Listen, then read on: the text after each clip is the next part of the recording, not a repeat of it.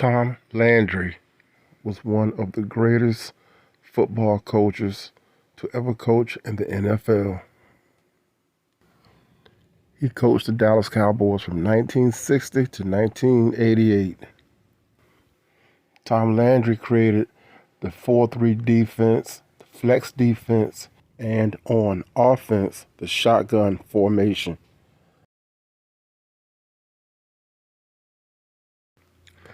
He was the Dallas Cowboys' first coach, and he coached for 29 years. Tom Landry had 20 consecutive winning seasons from 1966 to 1985. Landry went to 5 Super Bowls and won 2, Super Bowl VI and Super Bowl XII. He had 5 NFC titles, 13 divisional titles. He compiled a 270 wins to 178 loss record, the 4th most wins of all time for an NFL coach. And his 20 career playoff victories are second to none. From 1966 to 1982, a span of 17 years, Dallas played in 12 NFL or NFC championship games. Furthermore, the Cowboys appeared in 10 NFC championship games in the 13-year span from 1970 to 1982, leading the Cowboys to 3 Super Bowl appearances in 4 years between 1975 and 1978, and 5 in 9 years between 1970 and 1978. Along with being on television more than any other NFL team, resulted in the Cowboys receiving the label of America's team, a title Landry did not appreciate because he felt it would bring on extra motivation from the rest of the league to compete with the Cowboys. And he was right. Tom Landry was a no-nonsense coach that showed little, if hardly any emotion, but it was one player that Tom Landry, and I don't want to say feared, but Tom Landry did not mess with. And that player's name was Dwayne Thomas.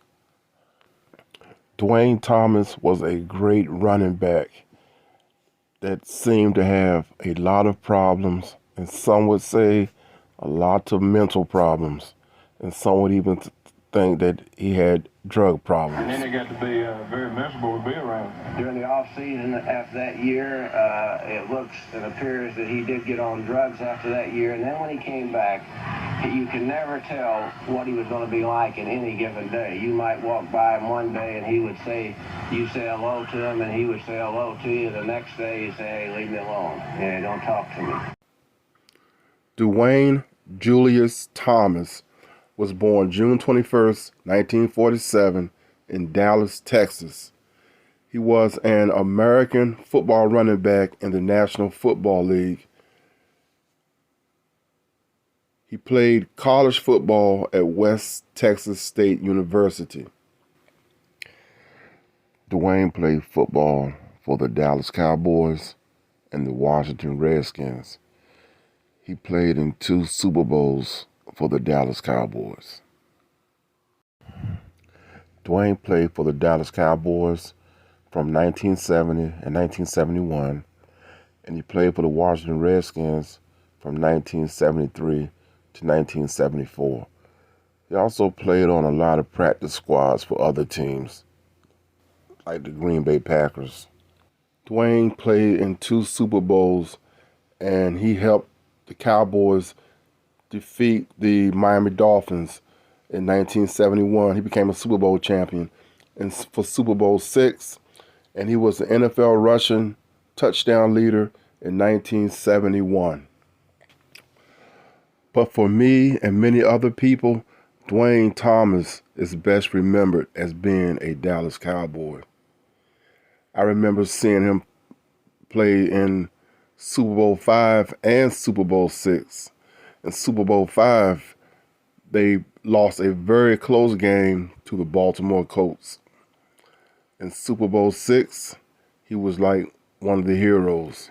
Dwayne only played for the Dallas Cowboys for 2 years, But in those 2 short years, he helped them go to their first Super Bowl, and he helped them win their first Super Bowl. The Cowboys beat the Dolphins 24-3, and Roger Staubach was the MVP. Before this win, the Cowboys were known as the bridesmaids of the NFL because every year they came so close to winning the Super Bowl, but always lost. Dallas had been knocking at their door since the very first Super Bowl in 1966. In 1967, they played in the NFC Championship game, which led to the Super Bowl, and both times they lost very close games to the Green Bay Packers. And then 1970, they were in the Super Bowl, and they lost to the Baltimore Colts in a very ugly game, which had many turnovers and fumbles, and they lost by 3 points. And Dwayne Thomas fumbled the ball going into the end zone, which probably would have won the game for Dallas.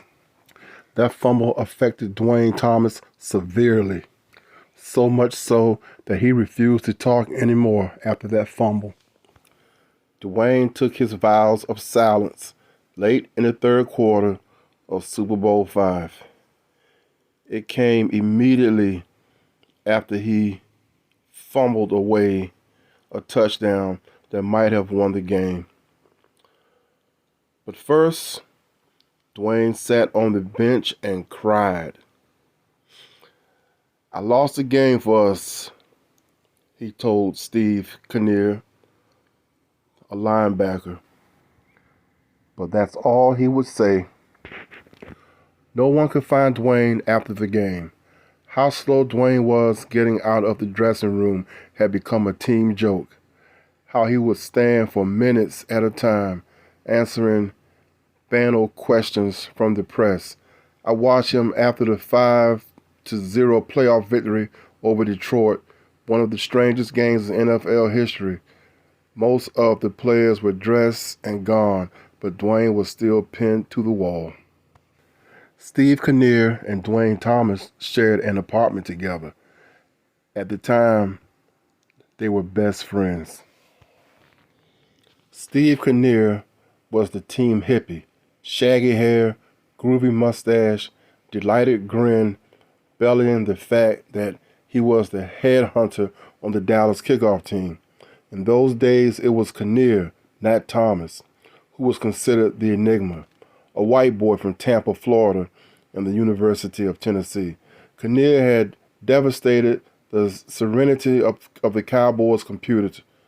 Unlike Thomas, who spent what bonus money he had left after paying his debts on a new Pontiac, Kinnear hadn't bothered to pick up his bonus. "His bonus check is still in my desk," Cowboy personnel director Gil Brandt said, shaking his head in bewilderment. Kinnear drove a used VW that looked as though it had been abandoned on some street corner. Kinnear's first act on moving to Dallas was to find a black roommate. Now Kinnear and Dwayne Thomas called each other brother and shared everything, including Kinnear's beautiful sense of the absurd.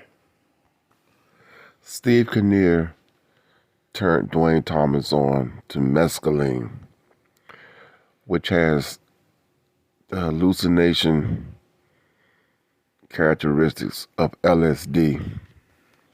Steve Kinnear had Dwayne talking about things like the great cosmos and extraterrestrials and other weird things. Dwayne would say things like this: "The great cosmos, hey, listen, it's a trap white people pull on black people. Once you get caught, like, you never get out. The more you kick and fight, the worse it gets until, hey, you just give up and die, you know?" One minute Dwayne would be describing his teenage years, like, "Both of my parents were dead, and like, I traveled a lot." This aunt in Los Angeles, this aunt in Dallas. Hey, you travel, you see things. One night I slept next to a dead man on a railroad track. Only I didn't know he was dead. But you see things and, you start to relate, come together. I met the great Cosmos out there. It's very, it's very philosophical, man. Like, ideal in simplicity. I heard that Dwayne was influenced to play football by his older brother, Franklin, and by the community at large. But now he was telling me about his younger brother, Bertrand. For a man who had it all together, he seemed terribly vulnerable at Lincoln High and again at West Texas State. Dwayne played in the shadows of better-known athletes, and though he never doubted that he would become a superstar in the National Football League, when your head's in the right place, good things happen, it was coming too fast. Everybody from the Black Muslims to the Fellowship of Christian Athletes, lawyers, agents, Lions Club program chairman, women with indecent proposals wanted a piece of him. Here was this handsome, stud-horse black kid fresh out of the ghetto running like crazy. And now they wanted to hear it from his own lips. Hear how grateful he was. They wanted him to say it so they could hear. Hey, he said, fixing his eyes on the traffic ahead. Like, I don't feel like I owe anyone anything. I haven't made any deals. If I get the idea to help poor kids in the ghetto, it'll be because I want to, not because I feel any kind of obligation. In the 1970s, Dwayne had reached superstar status. In the parking lot outside the field house, a pretty blonde girl of about 14 approached him with a sheet of notebook paper. He signed his name, but she said, "No, write something. Make it to Linda, Linda. I want my boyfriend to see it." Dwayne nodded, smoothed the paper on the trunk of his car, and wrote, "Dear Linda, don't hate black, don't hate white. When you get bit, just hate to bite. Sly and the Family Stone," he told her. Dwayne Thomas didn't write that. Dwayne was famous. At a stoplight on Lemon, a carload of young blacks pulled up beside us.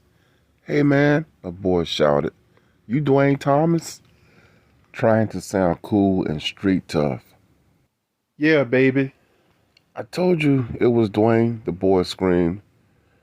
A black girl about the same age as the blonde in the parking lot attempted to crawl from the car window as the light changed and we pulled away. Dwayne shook his head. This was a trip he had not anticipated. For a man who had it all together, he seemed terribly vulnerable. In the beginning, management lost no sleep over the new brotherhood. But in the interim, Thomas became a star. More than a star. He became the heart of the Dallas football team. Kinnear was just another linebacker. They're like the Bobbsey twins, Cowboy defensive star Leroy Jordan remarked when I mentioned that Thomas and Kinnear seemed very close. It was Kinnear who talked Dwayne into fetching Tom Landry an apple the morning after a key fumble. Nobody ever brought Tom Landry an apple before. It was an NFL record, and Landry permitted himself a grin. Lately, Dwayne has started quoting Kinnear to wit, "What constitutes greatness is inferiority. There are not enough apples in China to make Tom Landry grin at something like that." "Hey," Dwayne yelped to Kinnear, "tell him about parking in Landry's parking space." "Yeah," Kinnear said, breaking up at the memory. "It was raining like hell the other morning, so I just whizzed into Landry's private parking space. The equipment man asked me why I did it, and I was astonished. "Sir," I said, "it was the nearest one to the door. Don't you realize it's raining out there?" Dwayne got control of himself long enough to say, "Hey, you should have seen them when Landry walked in the door. Everyone started pointing and saying, 'Kinnear did it, Kinnear did it.'" At the door, I asked Thomas and Kinnear if they were serious about taking mescaline before the Super Bowl. "Nah," Kinnear said, "that's just a joke. But this crazy nut here is liable to do anything." "I just might do it," said Dwayne. "The great Cosmo will advise you," I said. "The great Cosmos," Kinnear laughed. "The great Cosmos," Dwayne said, and that strange look came over him. I asked Dwayne what it was like to carry a football in the National Football League. Dwayne said, "About the same as running over to his girlfriend's house in South Dallas after dark." He said, "Just running." He never felt it when they hit him. More often, it was the tackler who felt it. Less than an hour earlier, Dwayne had collided with Detroit linebacker Wayne Walker, and they had to carry Walker off the field. After Super Bowl V, with the world and national TV waiting for an explanation, no one could find Dwayne Thomas, not even Kinnear, who was walking around the Orange Bowl locker room in a daze, asking everyone he saw, "Where's my man? Where's my man? What happened to my man?" Kinnear and Thomas were supposed to leave that night for a vacation in the Bahamas. But it was 6 months later before Kinnear heard from his friend again. Super Week was Dwayne's first full exposure to big-time media and vice versa. Writers and TV men and radio men from all over the country tracked him down at the Cowboys' training quarters in Fort Lauderdale. They asked him to start questions and went off shaking their heads, feeding their notebooks to passing squirrels. "How do you feel, being a rookie and all? How do you feel about playing in the Super Bowl?" Dwayne, "Okay, it's just another game, but it's the ultimate game," they assured him. Dwayne cocked his head proudly so they could see up his nostrils, and he posed his own question. "Then why are they playing it again next year?" I saw Thomas and Kinnear only once during Super Bowl week, and then, very briefly, I stumbled onto them down by the seawall. "What are you guys doing down here?" I asked. "Hiding from the riffraff," Kinnear told me. They traded Kinnear a few weeks later. Goodbye and hello, great Cosmos. Hello and goodbye. The Cowboys claim that Kinnear asked to be traded, and I have no reason to doubt them. Kinnear clashed with Tom Landry after Chuck Howley was convinced to come back from retirement and gave him the position Kinnear thought he deserved, forcing the team to trade him to New England Patriots in exchange for a fourth-round draft choice. Nevertheless, they traded the one man Thomas fully trusted. Dwayne had to find someone else to trust now. When Dwayne reappeared months later, he told Steve Perkins of the Times-Herald, "Hey, I read that my fumble was the play that lost the game. I didn't know that I was the one who was expected to win it." But of course he was. Most of Dallas expected it. I know one thing. Dwayne played as well as anyone else in the 1970 Super Bowl. Miserable though it was, That game was a plateau for the Cowboys, and they rode there on the shoulders of Dwayne Thomas. Week after week, from mid-season until the Super Bowl, Thomas was incredible. During one stretch of that strange 5-0 playoff victory over Detroit, the Cowboys called 14 straight running plays against a defense that was begging them to run just one more time. Of Dallas' 231 yards total, Dwayne accounted for 135 yards. The following week in the NFC Championship game against San Francisco, he ran for 143 yards. Take away that one fumble in Super Bowl V, and Thomas would have been Player of the Year in all of pro football. Abner Hayes, the American Football League's first superstar. Abner grew up one end of Warren Street, Dwayne on the other. Abner was 8 or 9 years older. He retired from pro football when Dwayne was still in college. He got out in one piece and is now a vice president of the Zelle Corporation. The thing that trips me out, Abner was saying, is I think Dwayne's an unhappy man. I've done everything I could to reach him. Dwayne's aunt, Mary Wallace, says Dwayne was like his daddy. You never hear either one of them say much. Loretta did the talking in the family. When they died, they went less than a year apart. Dwayne took it very hard. I guess you would call Dwayne a loner, says Floyd Eaglehart, Dwayne's high school coach. Floyd has since moved up to Bishop College. The only thing that boy liked to do was run. All the time, running by himself, running. Like to do was run all the time, running. Running by himself, running from home to school, running back home, running over to his girlfriend's house at night. The Thomas family seemed star-crossed, predestined to more than their share of grief. Misfortune played against misfortune. Bills mounted.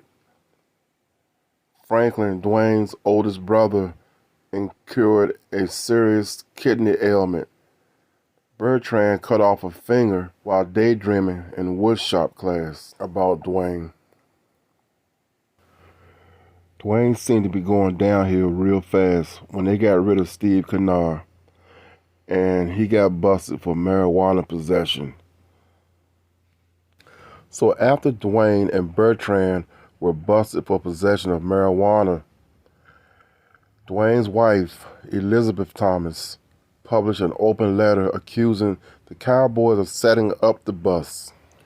Elizabeth charged that the Cowboys were practicing colonization on her husband. They just decided this nigger had to be broken, Elizabeth told her readers, so they got the law on him.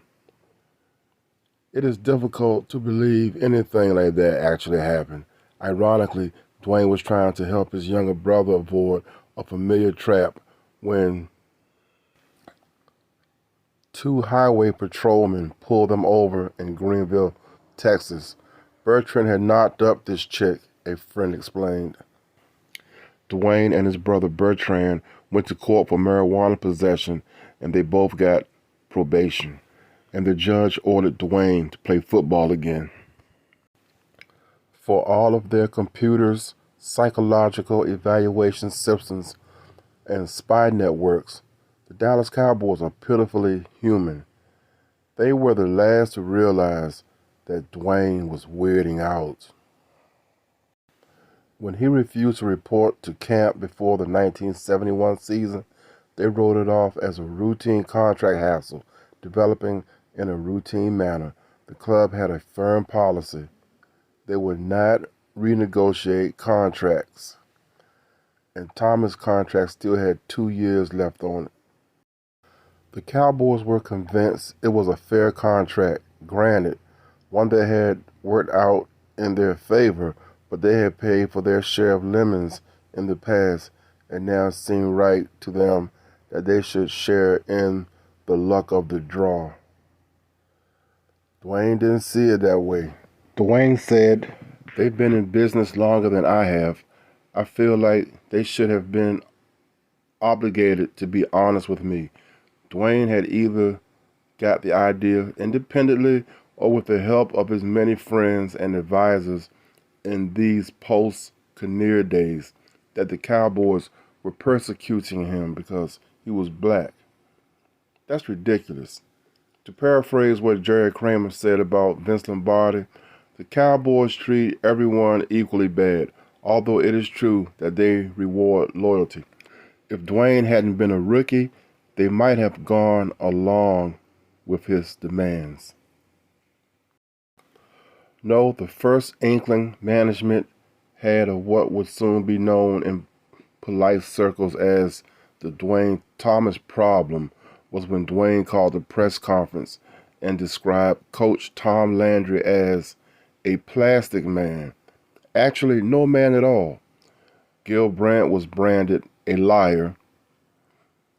Dwayne put down club president Tex Schramm as a man who was sick, demented, and completely dishonest. As to which Schramm replied good-naturedly, "That's not bad. At least he got 2 out of 3. After that, Dwayne started appearing and disappearing like the Roadrunner. The Cowboys traded him to New England, the same club to which they had unloaded Kinnear. But Dwayne was back within a week. There were conflicting reports about why that trade was negated. The wire services first reported that Dwayne defied an order from Coach John Mazur to get down in a 3-point stance. "This is the way we do it in Dallas," Dwayne told Mazur, bending over with his hands on his knees. That way we can see the linebackers." Though this was a perfectly logical and even brilliant statement of his position, there was a flaw which didn't occur to anyone at the time. The Cowboys didn't do it that way. They used a 3-point stance just like New England. But then Dwayne didn't say the Cowboys, he said Dallas. The most damning report, and the one that Pete Rozelle relied on to negate the trade, was that Dwayne refused to complete his physical examination, thereby implying Thomas was on drugs. It has since been established that Thomas wasn't on drugs, merely sleepy and irritable from his new diet of fruit and nuts. He refused to complete the physical for the same reason he refused to attend meetings or practices, because there was something else he wanted to do, in this case, take a nap.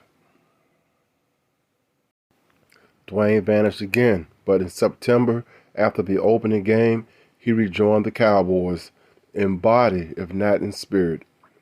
He spoke to no one. When his name was called in meetings, he refused to answer on the grounds that anyone could see he was there. Tom Landry tried to help him. After a brilliant touchdown run by Thomas, Landry did a very uncharacteristic thing. He tried to shake Dwayne's hand. Dwayne flared his nostrils and brushed past him. There was no racial implications.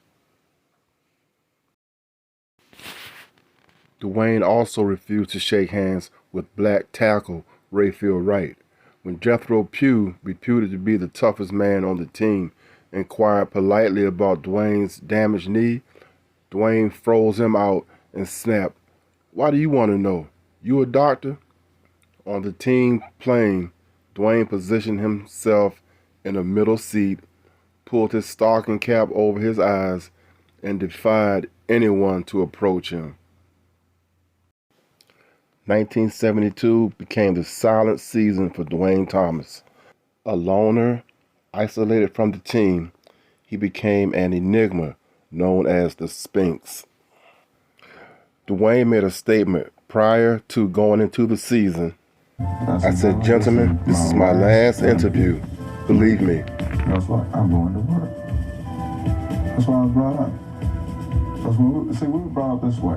When you're working, you don't talk. But you get more things done. Meanwhile, on the field, Dwayne did his thing, and the Cowboys roared to their first Super Bowl championship. The players acknowledged what the public could not always accept, that Dwayne was invaluable and therefore forgivable. As long as he can run with the ball, said Leroy Jordan, we don't have to be buddy-buddy. This time Dwayne showed up in the Super Bowl dressing room in the custody of Jimmy Brown, who personally delivered him to TV announcer Tom Brookshire, a former jock himself. Brookshire was at a loss for questions. In one priceless exchange, Brookshire said, "My name's Tom Brookshire, and it's nice to talk to you. And behind you is a fellow that used to run over me for a living, the great Jimmy Brown. How are you, Jim?" Hi, Tom. How are you? Dwayne, you do things with speed, but you never hurry. A lot like the great Jim Brown. You never hurry into a hole. You take your time, make a spin, yet you still outrun people. Are you that fast? Are you that quick, would you say? Evidently.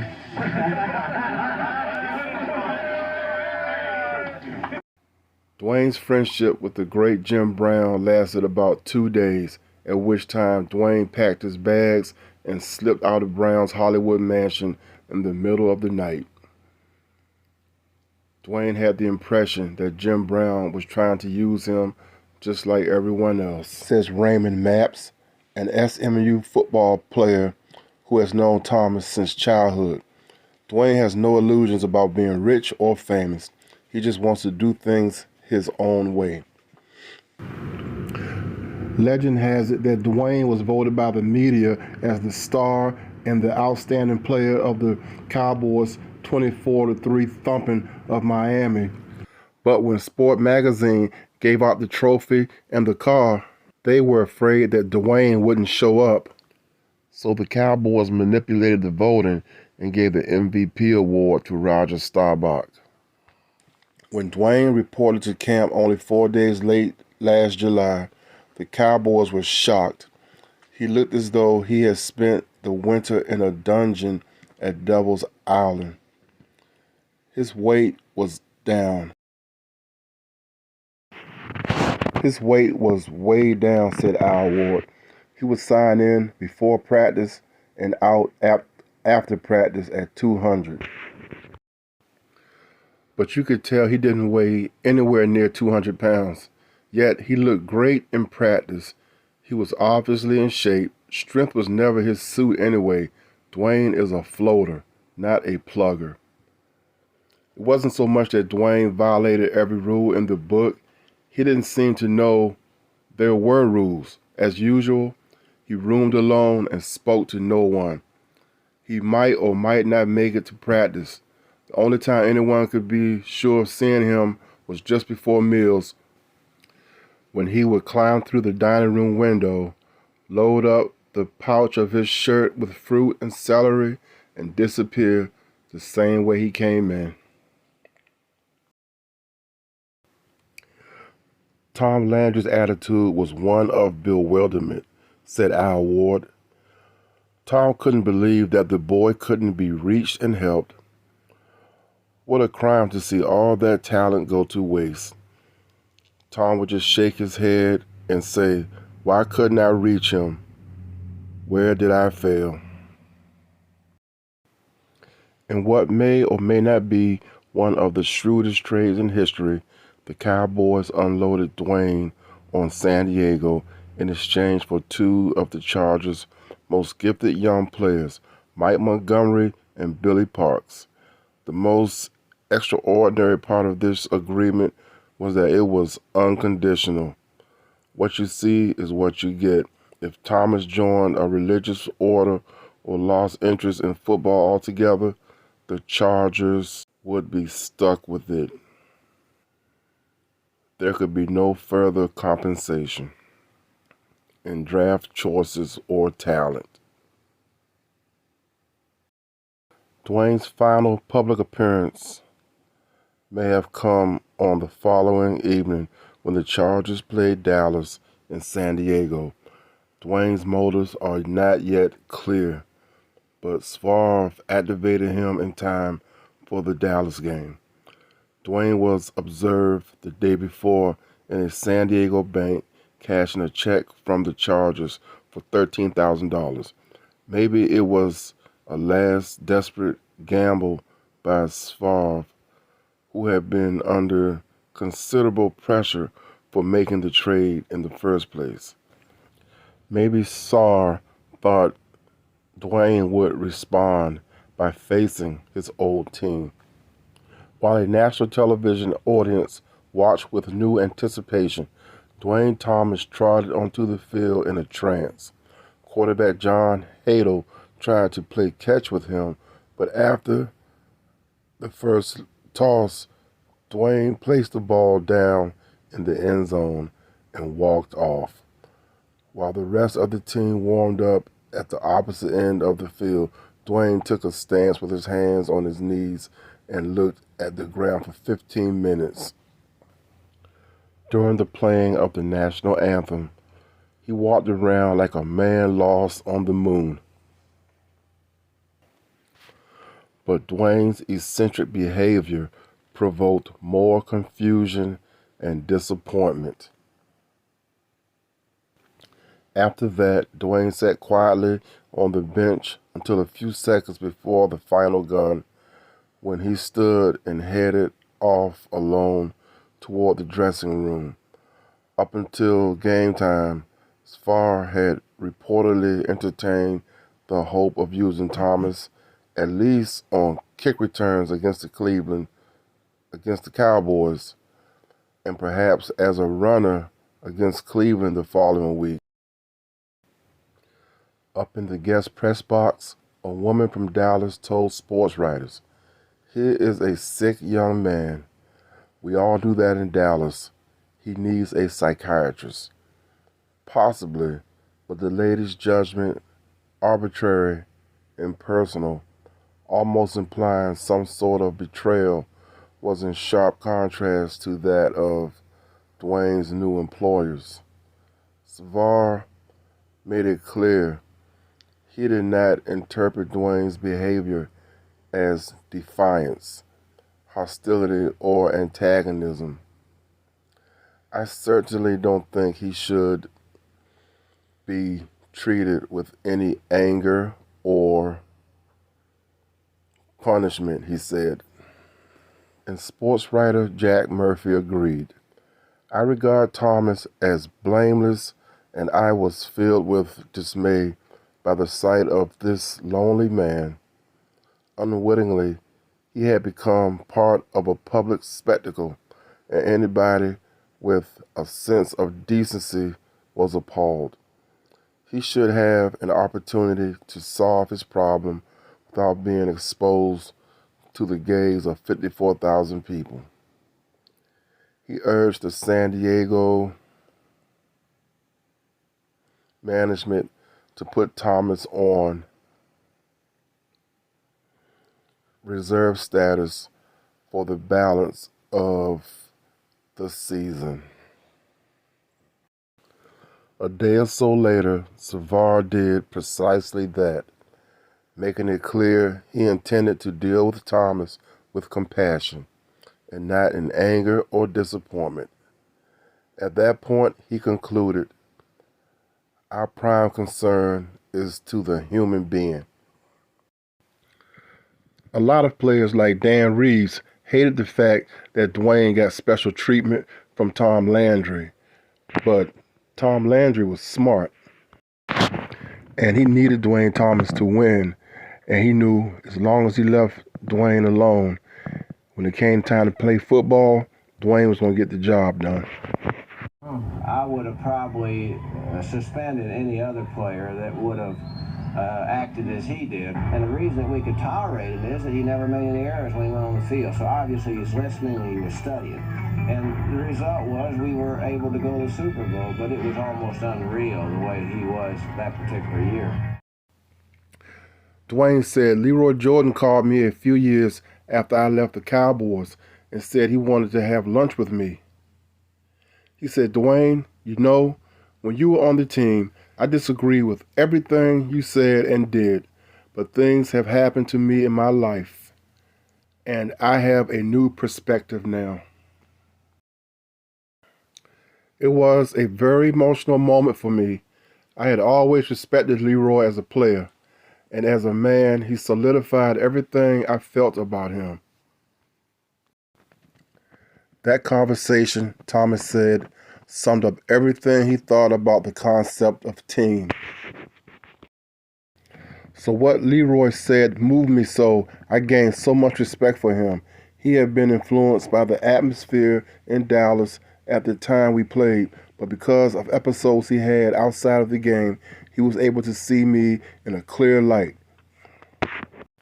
And Thomas has been contacted by others who have made amends with their old teammates' viewpoints. Dwayne has even reconciled with Tom Landry. He dealt with things at the time in the best way he could, Thomas said. I accepted that so I could move on. There was no need in me staying angry at him. I couldn't have gone to 2 Super Bowls if it hadn't have been for the personality of Tom Landry. Be a safe conclusion to make that Dwayne Thomas let his performance and not his words speak for him? Evidently.